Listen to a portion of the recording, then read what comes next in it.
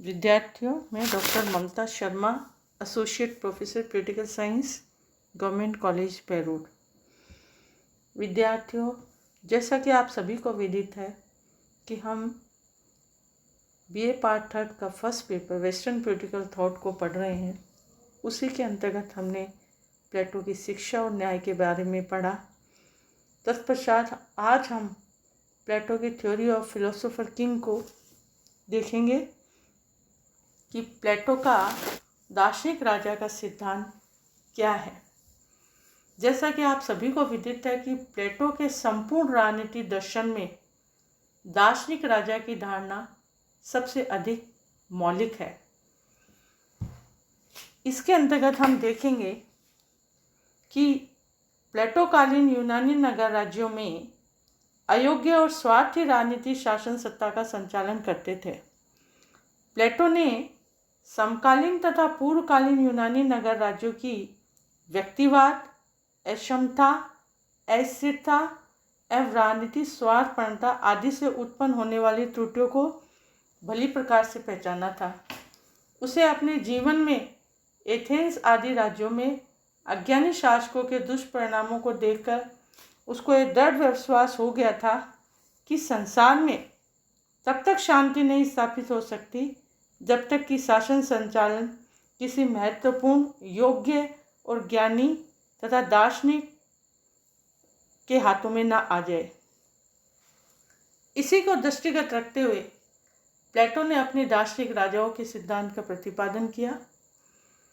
प्लेटो के दार्शनिक राजा का सिद्धांत उसकी दो प्रमुख मान्यताओं का तार्किक परिणाम है। उसकी पहली मान्यता है आत्मा के त्रिभाग की धारणा।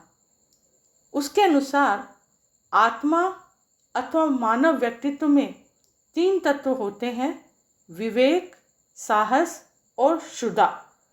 विवेक का कार्य शासन करना, साहस का कार्य रक्षा करना और क्षुधा का अर्थ उत्पादन करना। इन्हीं के अनुरूप राज्य में तीन वर्ग होते हैं: दार्शनिक, सैनिक और उत्पादक। दार्शनिक विवेक का, सैनिक साहस का और उत्पादक क्षुधा का प्रतिनिधित्व करते हैं। प्लेटो की दूसरी मान्यता यह है कि नॉलेज इज वर्च्यू, अर्थात सद्गुण ही ज्ञान है। अर्थात संसार में जो कुछ भी वस्तुनिष्ठ सत्य है उसका ज्ञान तर्कसंगत विवेक से हो सकता है। दार्शनिक राजा संबंधी प्लेटो का सिद्धांत सिर्फ उसकी तार्किक मान्यताओं पर ही नहीं अपितु उसके व्यवहारिक अनुभव पर भी आधारित है, क्योंकि प्लेटो के समय में एथेंस में प्रजातंत्र के, स्पार्टा सैनिक तंत्र के तथा सिराक्यूज निरंकुश तंत्र के दुर्गुणों से पीड़ित थे। उस समय शासक अज्ञानी, स्वार्थी और संकीर्ण होते थे। एथेंस जैसे नगर राज्य में लोकतंत्र के नाम पर शासकों का इससे से चयन होता था जो अज्ञानी और स्वार्थी हाथों में शासन की बागडोर थी। प्लेटो ने व्यंग भरे शब्दों में कहा है कि बड़ाई और दर्जी होने के लिए भी कुछ प्रशिक्षण की आवश्यकता होती है। इस तरह से प्लेटो ने अपने दार्शनिक राजा के सिद्धांत का प्रतिपादन किया। इसके अंतर्गत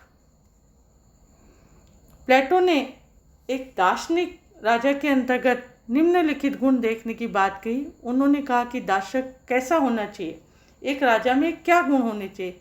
उसके अंतर्गत प्लेटो ने लवर्स ऑफ विजडम, विवेक का प्रेमी होना चाहिए; फॉलोवर ऑफ ट्रुथ, सत्य का अनुगामी होना चाहिए; लवर ऑफ जस्टिस, न्याय का प्रेमी होना चाहिए; फ्री फ्रॉम सेल्फिशनेस, उसमें निस्वार्थता की भावना होनी चाहिए; सेल्फ कंट्रोल, आत्मनियंत्रण; मेमोरी, स्मरण शक्ति होनी चाहिए; और काम नेचर, शांत स्वभाव। एक दार्शनिक के अंतर्गत इन सब गुणों का होना प्लेटो ने आवश्यक समझा है। इसी तरह प्लेटो के द्वारा दार्शनिक शब्दावली जो थी, the term of philosophy gets a new meaning. इस न्यू मीनिंग के अंतर्गत प्लेटो का ये मानना है कि प्लेटो ने दार्शनिक शब्द का जिस अर्थ में प्रयोग किया है वह उस अर्थ से सर्वथा भिन्न है जिसे हम साधारण बोलचाल की भाषा में ग्रहण करते हैं। इस संबंध में नेटलशिप ने कहा है कि दार्शनिक से प्लेटो का अर्थ वह नहीं है जिसे हम लोग समझते हैं। शब्द के पूर्ण अर्थ में उसका तात्पर्य प्रतिभाशाली व्यक्तियों से है। हम लोग इस शब्द का अर्थ किसी ऐसे व्यक्ति से ले लेते हैं जो एक विशेष प्रकार के गुण से संपन्न हो, परंतु प्लेटो ने इस संबंध में उन सारे गुणों का उल्लेख किया है जो एक महान व्यक्ति को निर्मित करते हैं। इसी के साथ साथ प्लेटो ने दार्शनिक शासक के कुछ कर्तव्य बताए हैं कि प्रत्येक व्यक्ति को उसका विशिष्ट कार्य सौंपना है। इसी के अंदर उन्होंने कहा भावी शासकों को की शिक्षा का संचालन करना और धार्मिक विश्वासों को नियंत्रित करना, ये सब दार्शनिक शासक के कर्तव्यों के अंतर्गत प्लेटो ने बताए हैं। कर्तव्यों के तत्पश्चात प्लेटो का ये मानना है कि दार्शनिक शासकों पर भी कुछ प्रतिबंध होने चाहिए, क्योंकि प्लेटो के दार्शनिक राजा की शक्ति पूर्णतः अमर्यादित होती है। वह न तो जनता के द्वारा चुना होता है, न जनता के प्रति उत्तरदायी होता है।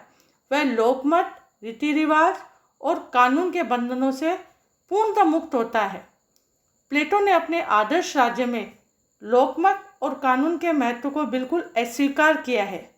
उसकी मान्यता है यदि दार्शनिक अपने ज्ञान के कारण शासक बनता है तो उसे लोकमत के प्रति उत्तरदायी बनाना पूर्णतः अप्रासंगिक है। इसी प्रकार दार्शनिक शासक को कानून की बेड़ियों से जकड़ना, उसके हाथों को कानून के नियमों से बांधना उसी प्रकार मूर्खतापूर्ण है जिस प्रकार किसी योग्य चिकित्सक को इस बात के लिए विवश करना कि वह चिकित्सा के ग्रंथ देकर ही दवा लिखे। वस्तुतः प्लेटो ने दार्शनिकों के स्वतंत्र विवेक के महत्व में विश्वास करता है और उसी के आधार पर अपने एक दार्शनिकों के लिए उन्होंने कुछ प्रतिबंधों की बात की है, जिसके अंतर्गत उन्होंने कहा है राज्य में धन और निर्धनता का प्रवेश रोकना, क्योंकि प्लेटो के अनुसार दार्शनिक शासकों को ये देखते रहना पड़ेगा कि राज्य में निर्धनता अथवा धन का प्रवेश न हो, क्योंकि धन से विलासिता, आलस्य और वैमनस्य पैदा होते तथा दरिद्रता उत्पन्न होती है। इसी तरह उनका कहना है कि राज्य की सीमा में वृद्धि या कमी को रोकना, क्योंकि राज्य की एकता को कायम रखने के लिए उसे राज्य की सीमा को न तो अधिक बढ़ाना चाहिए और न ही अधिक कम करना चाहिए। राज्य का आकार इतना ही हो कि वह आत्मनिर्भर हो सके। तत्पश्चात प्लेटो ने बताया है कि न्याय प्रशासन कायम रखना दार्शनिक शासक का एक कर्तव्य है कि वे न्याय के सिद्धांत को बनाए रखे, जिससे प्रत्येक व्यक्ति अपने निर्धारित कार्य का पालन करता रहे। इसी प्रकार उन्होंने कहा है कि प्रजातांत्रिक और इसके साथ साथ शिक्षा पद्धति को बनाए रखना, उसे शिक्षा पद्धति में कोई परिवर्तन नहीं करना चाहिए, क्योंकि शिक्षा पद्धति में परिवर्तन होने राज्य के मूलभूत नियमों में भी परिवर्तन हो जाता है। इसलिए उन्होंने दार्शनिकों के ऊपर इन प्रतिबंधों की बात की है। तत्पश्चात हम देखेंगे कि प्लेटो ने अपने सिद्धांत के अंतर्गत जहाँ प्रतिबंधों की बात कही है, वहीं पे हमने देखा कि आलोचकों ने प्लेटो के दार्शनिक सिद्धांत की कुछ आलोचनाएं की है और उन आलोचनाओं के आधार पे उनका ये मानना है कि प्लेटो द्वारा दार्शनिक शासन की अवधारणा पर बहुत सारे कठोर प्रहार उनके द्वारा किए गए हैं। इस संबंध में सेबाइन ने कहा है कि दार्शनिक शासन का सिद्धांत एनलाइटन डिपोटिज्म का सिद्धांत है, जिसे हम प्रबुद्ध निरंकुशतावाद कहते हैं। प्लेटो के दार्शनिक के सिद्धांत की प्रमुख आलोचनाएं निम्न तर्कों के आधार पर की गई है। नंबर 1, निरंकुश शासन का मार्ग प्रशस्त करना। प्लेटो ने दार्शनिक शासन को शासन की असीमित शक्ति देकर निरंकुश शासन का मार्ग प्रशस्त कर दिया है। यद्यपि प्लेटो ने शासक पर 4 प्रतिबंधों का उल्लेख भी किया है, किंतु ये प्रतिबंध ऐसे नहीं है कि उसे निरंकुश बनने से रोक सके। अतः शासक को असीमित सत्ता प्रदान करने का परिणाम जनहित की दृष्टि से अच्छा नहीं हो सकता। नंबर 2, नागरिकों की स्वतंत्रता और स्वयं विवेक का अंत। दार्शनिक राजा को शासन की संपूर्ण शक्ति प्रदान करने से प्लेटो ने राज्य के नागरिकों की स्वतंत्रता और स्वयं विवेक का अंत कर दिया, क्योंकि प्लेटोवादी राज्य के नागरिक तो राज्य के मशीन के कल पुर्जों की तरह बन जाते हैं, जिनसे उनकी अपनी कोई भी चेतना शक्ति नहीं होती।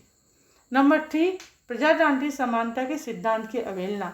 प्लेटो का यह विचार कि गुण और ज्ञान के धनी तो केवल कुछ ही व्यक्ति होते हैं। प्रजातांत्रिक समानता के आधुनिक सिद्धांत के विरुद्ध है ये धारणा। इसी तरह विरोधाभास से पूर्ण, प्लेटो का दार्शनिक शासन का सिद्धांत विरोधाभास से पूर्ण है, क्योंकि एक और तो अपने दार्शनिक शासन को असीमित अधिकार प्रदान करता है, दूसरी वह उसके ऊपर सैद्धांतिक प्रतिबंध लगाता है। नेक्स्ट, शासन के लिए आवश्यक नियम। दार्शनिक राजा गणित, ज्योतिष, नक्षत्र, तर्कशास्त्र, द्वंद्ववादिता तथा दर्शन का प्रकांड पंडित होता है, किंतु प्रशासन के लिए केवल इन्हीं विषयों का ज्ञान आवश्यक नहीं। शासन प्रबंध के लिए दार्शनिक राजा को वित्त, विधि, इतिहास और अर्थशास्त्र जैसे विषयों का भी ज्ञान होना चाहिए।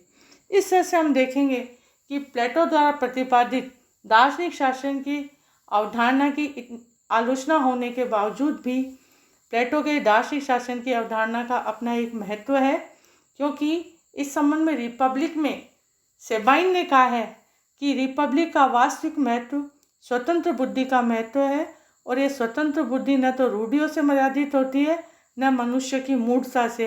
वह रूढ़ि और मूढ़ता की शक्तियों की बुद्धिगत जीवन के मार्ग को प्रशस्त करती है।